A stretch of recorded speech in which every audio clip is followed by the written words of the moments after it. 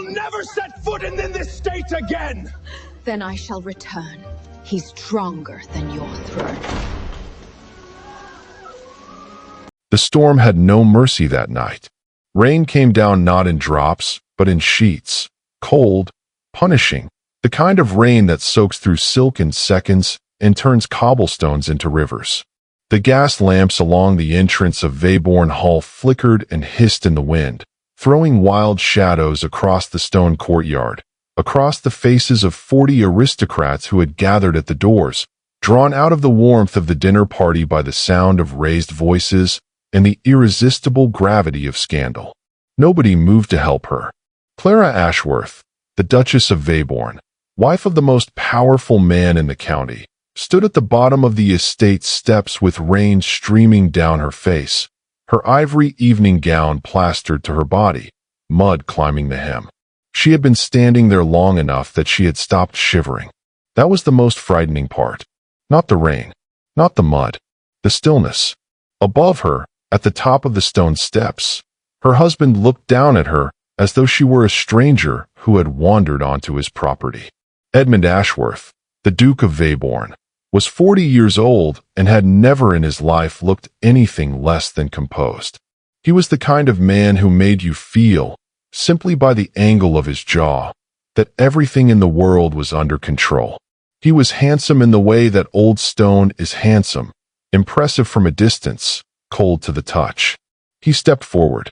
He placed his hand on her shoulder, and he shoved her back. One motion, one deliberate, controlled, public motion. The crowd inhaled as one. A woman near the door brought her hand to her mouth.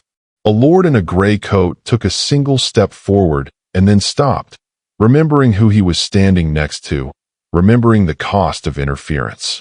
"You will never set foot in this estate again," the Duke said. His voice was so quiet that the rain almost swallowed it. Almost. Every person in that courtyard heard him perfectly. Clara steadied herself.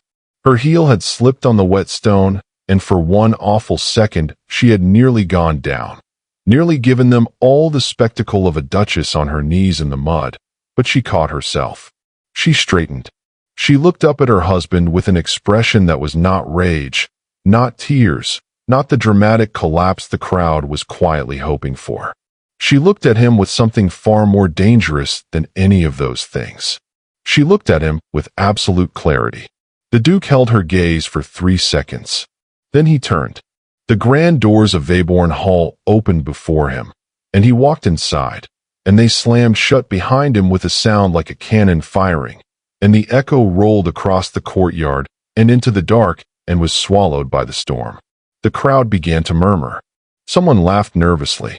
A few people retreated inside, grateful to have witnessed something extraordinary and more grateful still that it had happened to someone else. Clara Ashworth stood alone in the rain. She did not run. She did not call after him. She did not turn to the crowd and beg anyone for shelter or sympathy. She reached into the bodice of her soaking gown. She withdrew a folded letter. A letter she had taken from the drawing room table 20 minutes ago, when her husband's back was turned, and she held it in both hands while the rain worked at the ink, bleeding the words at the edges, and she looked at it for a long moment with that same cold clarity. Then she tucked it back against her chest, turned, and walked into the dark. Not stumbling, not fleeing, walking. And in a voice so quiet that only the storm heard it, she whispered, "Then I shall return, stronger than your throne." 1 hour earlier, the dinner party had been going beautifully. 40 guests, 3 courses served, a string quartet in the East Room. The kind of evening that announces itself as a success before it has properly begun. The candlelight at exactly the right warmth. The conversation at exactly the right pitch. The Duke and Duchess of Weybourne moving through their assembled world with the practiced ease of 2 people who have done this so many times that it requires no effort and produces no joy. Clara had been in conversation with Lady Hargreaves near the fireplace when the Duke's footman appeared at her elbow with a message. His Grace requested her presence in the study.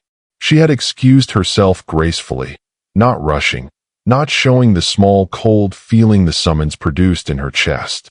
Edmund never called her from a dinner. Not once in 14 years. The study was dim when she arrived. The fire had been allowed to burn low. Edmund stood at his desk with a letter in his hands, and Gerald Price, the estate solicitor, a man of 60 with the unremarkable face of a person who had spent his life making himself easy to overlook, stood near the door, hat in hand, watching her enter with the careful patience of a man who had been waiting for this moment for quite some time. "Explain this," the Duke said, and placed the letter on the table between them. Clara picked it up. She read it slowly, thoroughly, the way a person reads something that is trying to convince them of something they know to be false. The letter claimed to be hers. It was addressed to the household of Lord Stanhope, a man she barely knew, and it described in careful, incriminating detail a series of financial arrangements, a private account, a hidden correspondence, an arrangement of funds conducted entirely without her husband's knowledge over a period of 18 months. The handwriting was exceptional, a perfect imitation of her own, down to the particular curl at the top of her capital letters, the way she crossed her sevens. But the tail of the letter are curved inward. Her own are curved outward. Had always curved outward. Had always curved outward, a habit she developed as a child learning to write, something her governess had tried and failed to correct. Inward was not hers. Inward was someone else entirely. She set the letter down. She looked at her husband. "This is a forgery," she said. "The handwriting," he began, "is nearly perfect," she said, "but it is not mine." "Clara, look at me, Edmund." She waited until he met her eyes. "I have never corresponded with Stanhope's household. I do not have a private account. I own nothing in this marriage that does not carry your name. You know that. You have always known that. So before you decide what this letter means, I am asking you to look at me and tell me whether 14 years of marriage is enough for you to know the difference between what I am capable of and what I am not." The Duke looked at her. His jaw was set. His eyes, those careful, composed eyes, held something she had never seen in them before. Something that was not quite certainty. Something that moved, briefly, like water under ice. She saw it, and in that fraction of a second, she understood something that would not fully crystallize until later, standing alone in the rain, that he was not certain. That some part of him, even then, even in that moment, knew, and chose anyway. "The staff member who found it," he began. "Which staff member?" she asked immediately. "Name them." She turned to Price. "You brought this letter. Name your source." Price looked at her with the mild, unreadable expression of a man who had never been afraid of a woman in his life. "I cannot compromise a confidence, my lady," he said, gently, reasonably. "You understand. You chose tonight," she said, "with 40 guests in the house. You could have come at any time, any morning, any afternoon, but you chose tonight, when a denial can be performed in front of an audience and an accusation becomes impossible to quietly correct. Why tonight, Mr. Price?" Price said nothing. He simply waited, with the infinite patience of a man who knows the decision has already been made, not by him, but by the man in the room whose pride has already been engaged, whose public image is already running calculations, whose composure has already committed him to a course of action before his heart could weigh in. Clara turned back to her husband. "Edmund," she said, and her voice was low and very clear. "This is theater. Someone wants a scene. Do not give it to them." The Duke was quiet for a long moment. The rain had started outside. Not yet a storm. Not yet. Then he walked to the door. He opened it. The sound of the dinner party drifted in. Voices, silver on china, a woman laughing at something in the East Room. "I think you should leave," he said. He did not turn around. "Edmund, I think," he said, "you should leave the house." The silence that followed was the loudest thing Clara had ever heard. She looked at the back of his head. She looked at the set of his shoulders. She looked at the absolute, terrible stillness of a man who has made a decision he already knows he will regret, and has made it anyway, because the alternative requires a kind of courage he has never been asked to find before. Then she turned, and as she passed the desk, in one smooth, unhurried movement, she picked up the letter and slipped it beneath her shawl. She walked downstairs. She walked through the hall. She walked out through the front doors into the courtyard, where the guests had already begun to gather, drawn by some social instinct toward the site of disaster. And behind her, her husband followed. And that is where we came in. The rain, the shove, the 40 witnesses, the doors slamming shut. Clara walked away from Weybourne Hall that night with nothing but the clothes on her back, a borrowed maid's traveling coat, and a forged letter pressed against her heart. She had no money, no property, no legal standing, no home.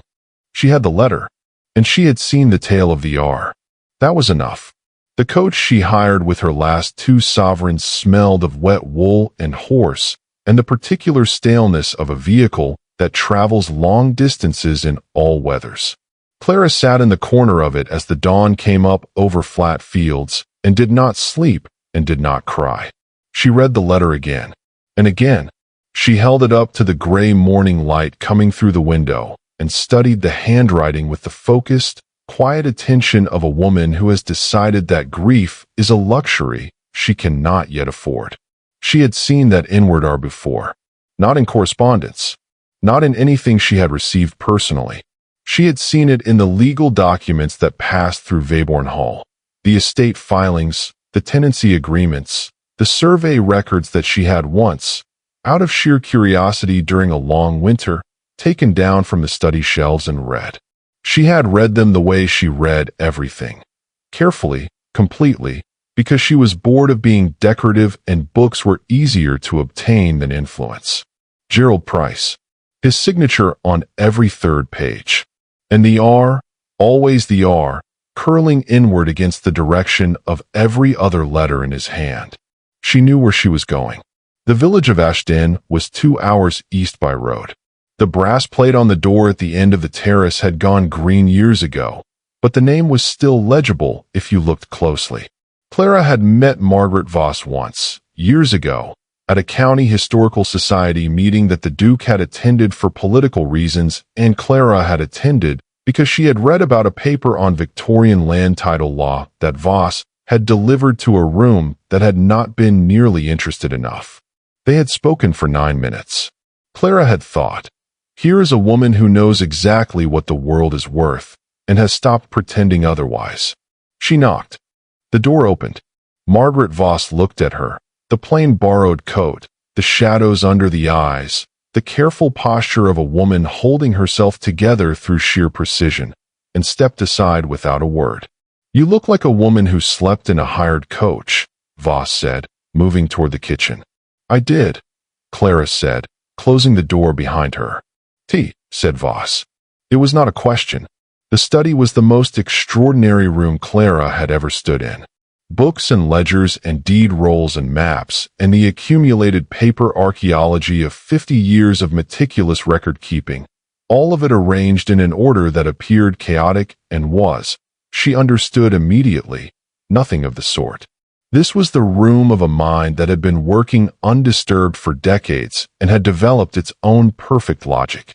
Voss set down a cup of tea and sat across from her. She said, simply, show me. Clara placed the letter on the table. Voss read it. She read it again. She set it down and looked at Clara over the rim of her spectacles with an expression that was not surprise. Gerald Price, she said. You recognize it. I catalogued 30 years of his correspondence when I archived the Ashworth estate records in 1869, Voss said. The R. He hooks it inward. Has done his entire life. He doesn't notice it himself. Habitual writers rarely do. Clara felt something in her chest release. A knot she had been carrying since the moment she picked up that letter in the study. A knot of doubt so thin and sharp that she had barely admitted it was there. The doubt that perhaps she was wrong. That perhaps the handwriting really was hers, and she was somehow, impossibly, not remembering. The doubt that lives in the space between certainty and devastation. She had been right. She had always been right. Why would he do this? She asked, very quietly. What does he gain? Voss folded her hands on the table. There was a quality to her stillness that reminded Clara of a judge, not cold, but settled. A person who has long since made peace with the weight of what she knows. What do you know, Voss said, about the Fenwick title? A pause. My mother's family, Clara said slowly. There was a countship. It lapsed when my grandfather died without a male heir. It did not lapse, Voss said. It transferred into dormancy pending legal claim.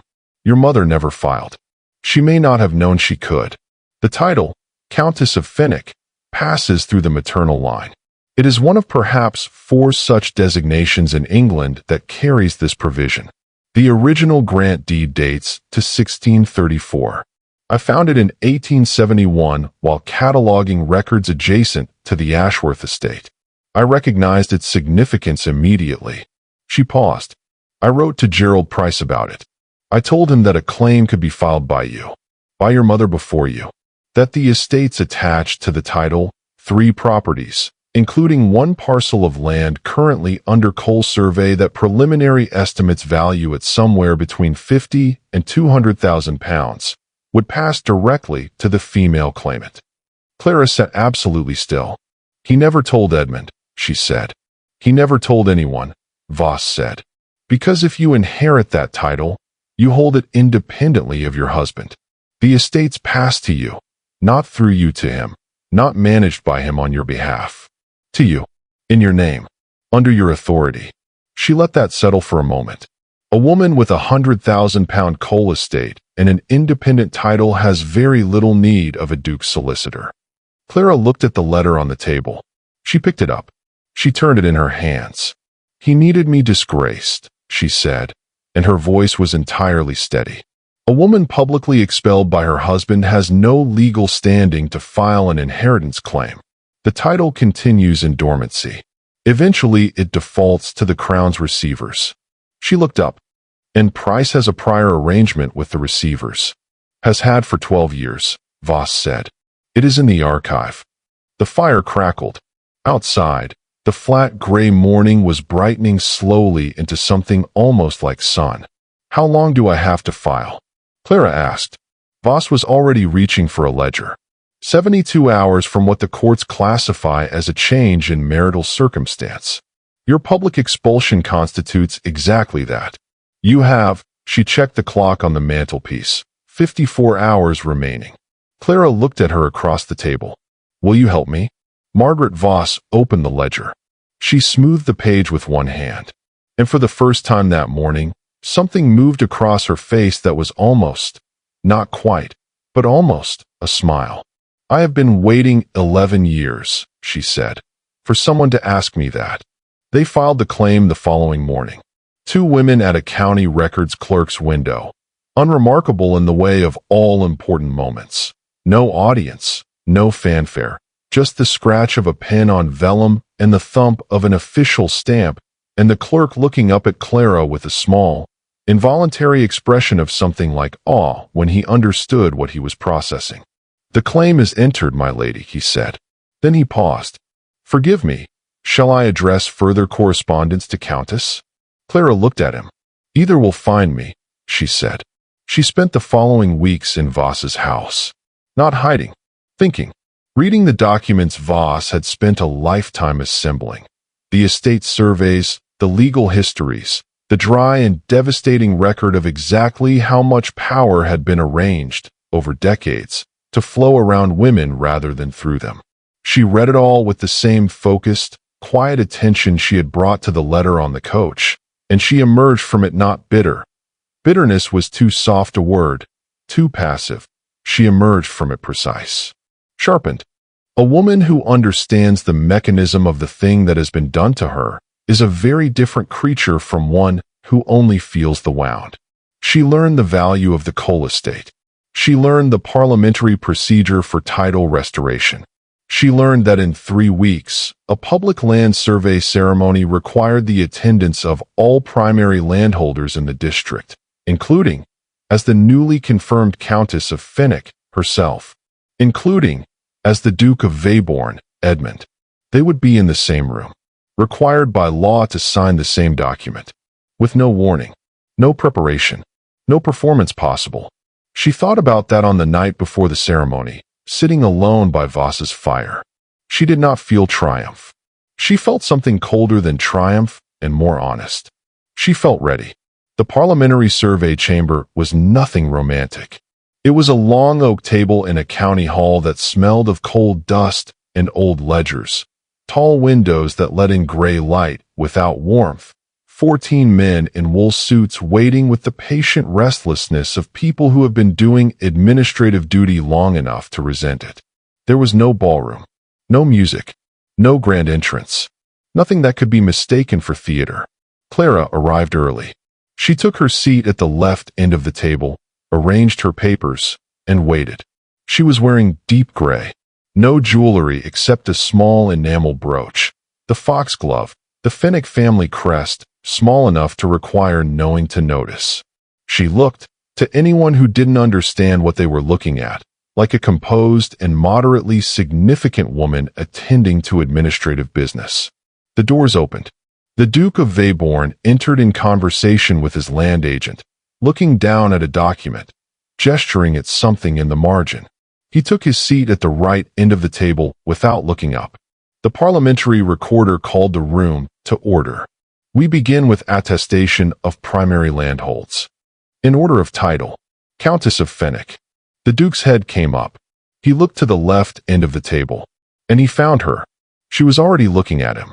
The silence between them lasted perhaps 2 seconds. It felt like the aftermath of an explosion, that specific, ringing quiet that follows a sound too large to process immediately.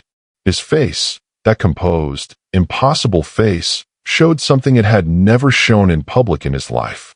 Not rage, not guilt, something rawer than either. Something that looked, for just a moment, like a man seeing the full consequence of what he has done walking toward him across a room in a gray dress. "My lady," the recorder said, "your signature, please." Clara stood. She took the pen. She signed her name, her new name, her true name, the name she had earned in a county records office with 54 hours left on a legal clock, and returned to her seat. She did not look at her husband again. Duke of Weybourne. Edmund stood. He crossed to the document. He picked up the pen. And here, this small, private, invisible moment, the pen paused above the page. Just a fraction of a second. Just long enough for a person watching carefully to understand that the hand holding it was not entirely steady. He signed. He sat. Across the table, 20 feet of oak between them, his wife looked out the window. She had the title. She had the estate. She had the coal survey and the legal record and Margaret Voss's signed affidavit and the original grant deed from 1634. She had all of it, and none of it had required him, and she was sitting 20 feet away from him as something that could not be diminished by his opinion of her. The session continued. 14 other signatures. 2 procedural motions. The recorder's careful, droning voice.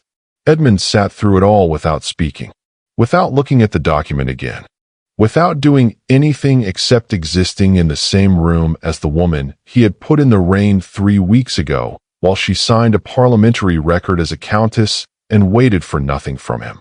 He caught her in the corridor. She heard him behind her and slowed, but did not stop. He came alongside her, and she felt rather than saw the effort it cost him. A man accustomed to other people adjusting their pace to his, now adjusting his to hers. "Clara, your grace," she said, without turning. "When did you?" "The title. You never told me there was a claim to file." "I didn't know," she said. "Ask Gerald Price why that is." Something changed in his voice. "He told you something," she said, before he could speak. "Just now, in that room, looking at me, some explanation arranged in advance. That she was maneuvering for the title all along. That the disgrace was her strategy. The letter, the exile, all of it engineered." He said nothing. "Think about what you're implying," she said, and her voice was perfectly, devastatingly calm. "That I secretly knew about a dormant title. That I spent 18 months constructing a scandal that stripped me of home, position, and legal standing, and sent me into a storm in my evening clothes with 2 sovereigns in my purse. In order to file a claim I could have filed at any time, as your wife, from a warm room, over breakfast." She finally stopped walking. She turned to face him. "Look at me," she said, "and tell me you believe that." He looked at her. He did not say it. "Look at the document you just signed," she said. "Look at the name of the witnessing solicitor."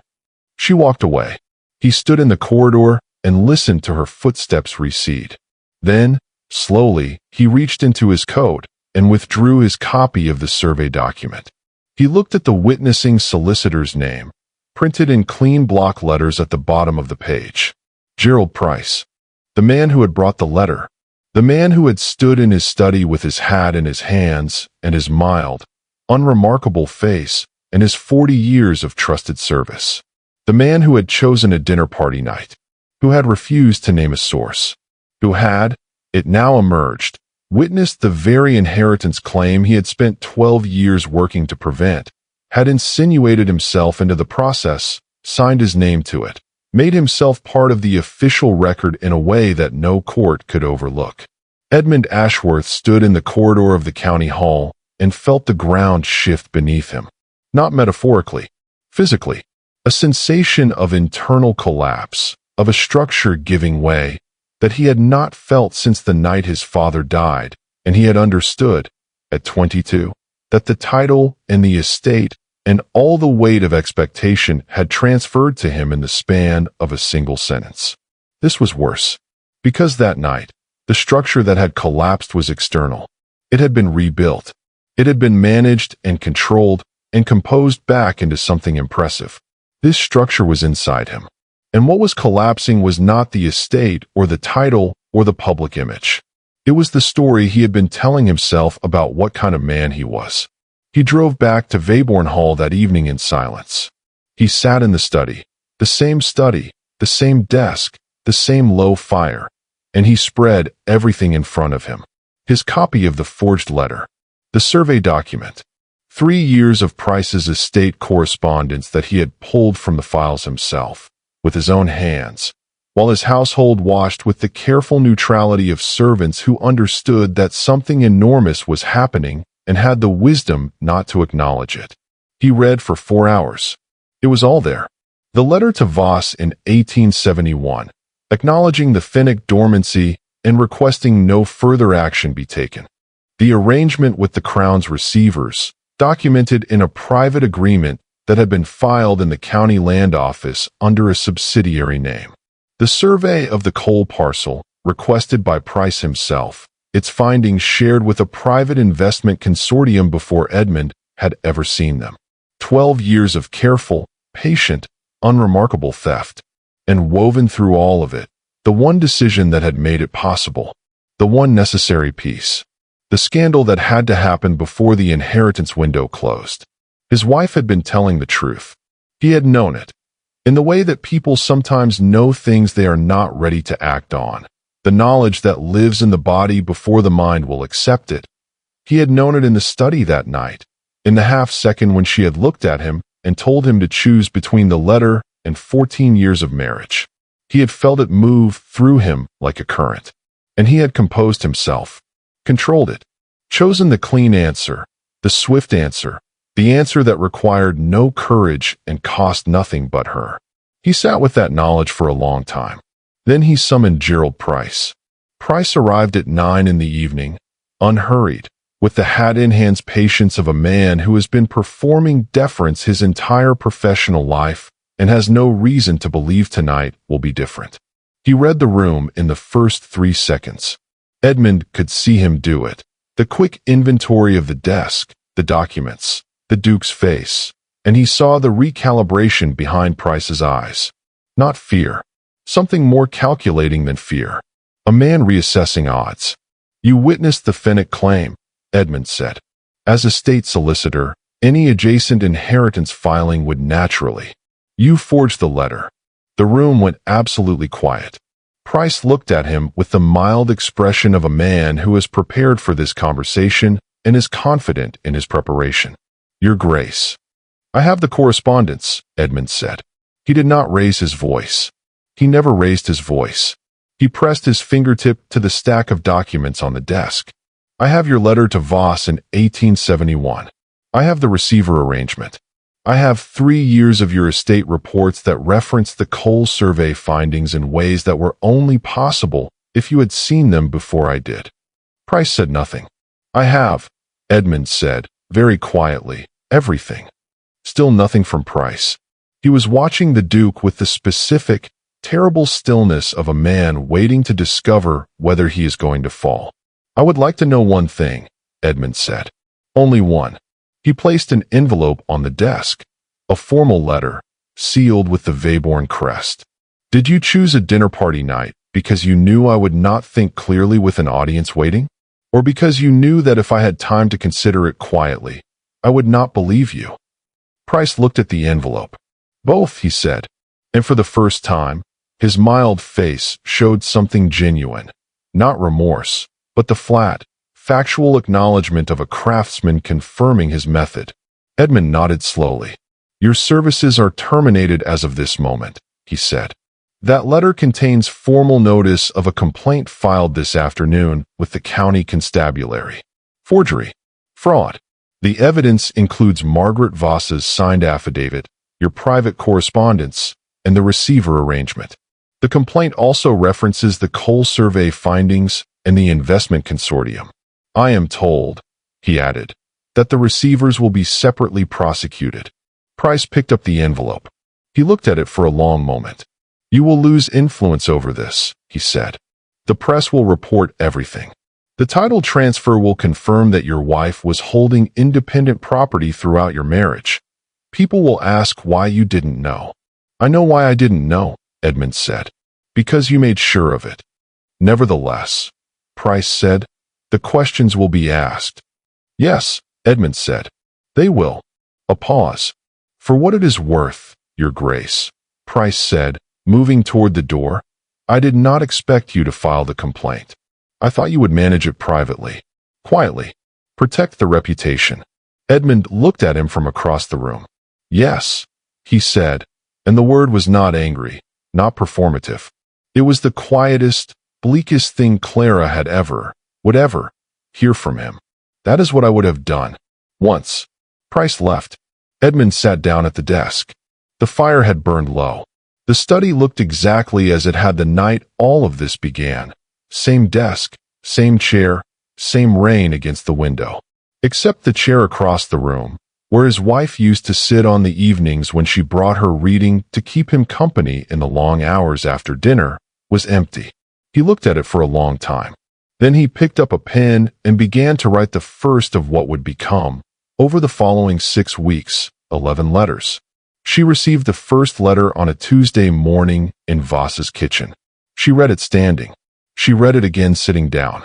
It was 3 pages long, and it said, in careful, precise language, exactly what had happened. Price's dismissal, the formal complaint, the documentation Edmund had found in the files. It contained no apology. It contained no declarations. It was a factual account, written in the voice of a man who understands that he has lost the right to be emotional in front of the person he has wronged. She put it on the table. Good news or a fresh problem? Voss asked, without looking up from her papers. He filed the complaint, Clara said. Price has been arrested. Voss set down her pen. She considered this. He didn't have to do that. No. There was no legal obligation. No, Clara said again. None. A pause. What are you going to do? Voss asked. Clara looked at the letter. She turned it in her hands once, twice, the way she had turned the forged letter on the coach in the gray dawn, reading and rereading something that refused to give her the answer she needed. He will be at the trial, she said. Every session, if he attends. I want to watch him. Voss raised an eyebrow. I want to see, Clara said, who he is when no one is making it easy for him. Price's counsel will be aggressive. They will say things about me. They will present a narrative in which everything that happened to me was something I invited or manufactured. I want to know whether he sits through it. And if he does? Voss asked. Then I will write back, Clara said. The trial lasted 6 weeks. Edmund attended every session. He sat in the same seat, 3rd row of the gallery, aisle side, for every one of the 17 hearings. On the 3rd week, Price's counsel delivered a 40-minute argument suggesting that the Duchess had been aware of and complicit in Price's financial arrangements, that the forgery had been a mutual construction, that Edmund had been deceived by both parties. It was aggressive and largely implausible and delivered with the polished authority of a very expensive barrister. Edmund did not move. He did not lean forward to speak to his own counsel. He did not produce a response document. He did not make the face of a man who is managing his public reaction. He simply sat with the argument and let it be said and waited for the day's hearing to end. In the upper gallery, behind a column, Clara sat and watched him. She had been there from the first session. She had told no one, not even Voss, who would have had an opinion about it. She sat in the same unremarkable corner every day, and she watched her husband sit in the same seat every day, and she did not write to him, and she did not speak to him, and she tried to be honest with herself about what she was doing there. She was not watching the trial. She was watching him. She was watching for the moment he would leave, for the session he would find too uncomfortable, the day his counsel would suggest he had somewhere more important to be, the morning when the reputational cost of continued attendance would seem to outweigh whatever was keeping him there. The moment never came. He was there for all 17 sessions. He was there for the verdict. She received the last of his 11 letters the night before the verdict was delivered. It was one page. It said, "I have been thinking every day for 6 weeks about the moment I felt the doubt and set it aside. I have tried to find, in honest examination, a version of that moment in which I acted from anything other than cowardice. I cannot find it. There is no version. I was afraid of what it would cost to believe you, and I chose not to. That is the plain truth of it, and I do not expect you to receive it as anything other than what it is, a fact that cannot be undone, offered because you deserve honesty more than you deserve my comfort. I am not asking you to forgive me. I am not sure forgiveness is the right category for what happened. I am asking only whether there is any possibility of you being willing, at some point, to be in a room with me where I am not a defendant. You will know where I am." She read it 4 times. Then she put it with the other 10 letters, in the order she had received them, and tied the stack with the ribbon from her traveling case, and placed it in her trunk, and went to bed. The verdict came on a cold Thursday morning. Guilty on all charges. Gerald Price, who had spent 60 years being unremarkable and easy to overlook, stood in the dock of the Crown Court and received the sentence of a man who had used exactly those qualities to steal from people who never thought to look carefully at him. The gallery exhaled. Some people murmured. A woman too rose from Clara, touched her companion's arm, and whispered something. Clara closed her eyes for exactly 1 second. It was not triumph. She had spent enough of the past 2 months being honest with herself to know the difference between winning and being right, and what she felt in that second was neither. It was the specific, bone-deep exhaustion of having been dragged through the machinery of someone else's greed and emerged the other side still standing. She opened her eyes. Across the gallery, Edmund was looking at her. She had stopped hiding behind the column 4 sessions ago. He had seen her on a Wednesday morning in the 5th week. She had watched the exact moment he found her, the slight stilling of his face, the decision not to cross the gallery or gesture toward her, the conscious, deliberate choice to simply acknowledge her with a single nod and look back at the proceedings. She had nodded back. That was the only communication they had had in person for 6 weeks. Now, across the clearing gallery, he nodded again. Once. Small. Nothing performed about it. She looked at him for a long moment. Then she stood and went to find Voss. She found her on the court steps, already in her coat, watching the dispersing crowd with the interested detachment of a woman who has witnessed the resolution of a 12-year-old problem and is now deciding what to do with the afternoon. "It is done," Clara said. "It is done," Voss agreed. "He's been standing on that corner," Voss added, with perfect neutrality, "for approximately 20 minutes. Clara looked. 50 yards away, at the edge of the court grounds, Edmund stood on the pavement. No land agent. No counsel. No carriage visible.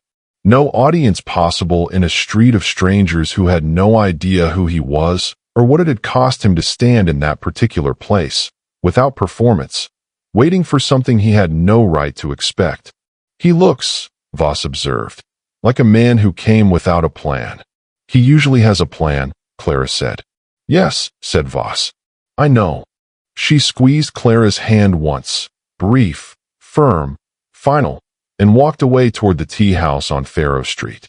Clara stood on the steps alone. She looked at him across the 50 yards. He had not yet seen her. He was looking toward the court doors, and his hands were in his coat pockets, and the wind had done something to his hair that would have appalled him to know about, and he looked nothing like the Duke of Weybourne. He looked like a man who had been standing on a pavement in the cold for 20 minutes because there was nowhere else he wanted to be. She walked toward him. He saw her when she was 30 feet away. He went very still. He did not arrange his face into anything. He did not straighten. He simply stood and watched her come toward him and waited. She stopped a few feet away. They looked at each other in the middle of the ordinary city. Horses and carriages and two clerks discussing something about a filing they needed back before noon, and all of it moved around them like water around stone. I was going to stand outside your window, he said quietly. I had the image in my mind of standing in the rain outside wherever you were staying. I thought there was something right about it, given how things began. It is not raining, Clara said. No, he said. It isn't. A pause. You came to every session, she said. Yes. I was there, she said. I was watching you. All 6 weeks. Something moved across his face. Relief, she thought. And something below relief. The particular emotion of a person who has been doing the right thing in private for a long time and has not allowed themselves to wonder whether anyone was seeing it. The 5th week, he said. A Wednesday. Yes. I thought I might be imagining it, he said. I didn't want to look too closely in case I was wrong. You weren't wrong. A breath. Not quite a sigh. Something released, somewhere inside him, that had been held since the night the doors slammed. Clara, he said. And then he stopped. Because there was no sentence adequate to what he was trying to say. No construction of language that could carry the weight of 14 years and one fatal choice and 6 weeks of quiet, stubborn attendance and 11 letters.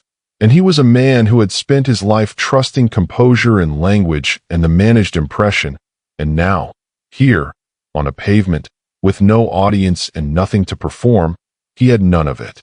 He had only the truth. I knew, he said, in the study, when you looked at me and told me to choose. Some part of me knew. I know, she said. I chose wrong. I know that too.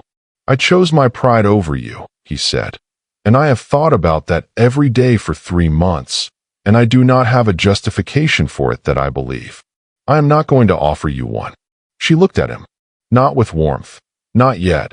Warmth was something that would have to be rebuilt from nothing, slowly, over time, like heat returning to a room that has been cold too long. But with something that was not closed. Something that had heard what he said, and was turning it over, measuring it against everything she knew about him, trying to determine whether it was real. It was real. She knew it was real. She had watched him for 6 weeks to be sure. What do you want, Edmund? She asked. He looked at her directly. I want to be received into your household. The words landed strangely. She had not expected that construction. My household. You are the Countess of Fenwick, he said. The title is yours. The estates are yours. The coal survey, the 3 properties, the legal name you carry, yours. None of it required me. None of it came through me. You built it from a hired coach and a 2-hour visit to a retired archivist while I was still sitting in a study reading files I should have read years ago. He paused. I am not here to restore you to your former position, he said. You have long since surpassed it. I am asking whether there is any version of what comes next in which I am allowed to be part of your life. Not above it. Not managing it. In it. Clara was quiet for a long moment. The city moved around them. Not as my superior, she said. Never again. Not with authority over my property, my correspondence, my choices. None of it. Not 1 inch of it. And when you are frightened again, she said, because you will be. Some other night will come, Some other moment where the clean answer is easy and the true answer costs something. What then? Then I come to you first, he said. Before I act. Before I decide. I come to you, and I tell you what I am afraid of, and I let you tell me whether I am being a coward. That, she said, is a very large promise. I know what it costs, he said. I know exactly what it costs, because I know what the alternative cost. She looked at him for a long time. She was thinking of the coach in the gray dawn and the letter in her hands, and the long cold morning of filing and the fire in Voss's study, and the 17 sessions in the upper gallery, and the 11 letters tied with ribbon in her traveling case. She was thinking of all the weight of those 3 months, the loneliness of them, the strange and terrible clarity that had come with them, the discovery of what she was capable of when everything that had cushioned her from her own strength had been stripped away. She did not want to give that up. She was not going to give it up. There will be conditions, she said. Written, filed, legally binding. Name your solicitor, he said, immediately, without hesitation. Margaret Voss, she said, and Edmund Ashworth, Duke of Weybourne, 40 years old, a man who had spent his entire life arranging the world into something he could manage, breathed out a laugh. Not a polished laugh, not a composed chuckle. A real one, startled out of him, full of something that might have been the first genuine relief he had felt in months. That, he said, is entirely fair. She held out her hand. Not the way she would have held it out a year ago, not the formal gesture of a duchess in her own drawing room. The back of the hand offered for kissing, the hierarchical performance of status. She held it out flat, palm side, the way two equals reach across a table to close an agreement. He looked at it. Then he took it. His hand closed around hers, warm, solid, the hand of a man who had spent 6 weeks learning what it felt like to not take anything for granted, and neither of them let go immediately. You cast me into the storm, she said. Her voice was quiet and level, not accusatory, not theatrical. The voice of a person reading something clearly and accurately into the record. I returned with the strength you lacked. I want you to understand that I do not say that to wound you. I say it because it is the true account of what happened, and I will not pretend otherwise, not tonight, not ever. What happened, happened. It is not something either of us can undo. No, he said. But what comes next, she said, is a different matter. He looked at her. Yes. And I intend, she said, for what comes next to be better. She released his hand. She took a breath of cold city air. She turned slightly, the beginning of movement. The tea house on Faro Street, she said. Margaret will be there. You should come and discuss the terms. Now, he said. She has been waiting 11 years to be useful, Clara said, already walking. I wouldn't keep her any longer. A pause. And then he fell into step beside her. Not a step behind. Not a step ahead. Beside. At the same pace, on the same pavement, through the ordinary London afternoon, the horses and the clerks and the smell of coal smoke and bread from a bakery on the corner. 2 people walking in the same direction at the same speed, which sounds like a small thing and is not a small thing at all, and never has been. Above the tea house on Faro Street, a sign swung in the wind. The door was warm with light. Inside, a 70-year-old archivist with 50 years of difficult knowledge and very little patience for sentiment sat at a corner table with 3 cups ready, waiting. She had known, from the moment she opened her door to a woman in a borrowed coat with a forged letter pressed against her heart, that it would end here. Some stories always find their way back to the right room. This one had.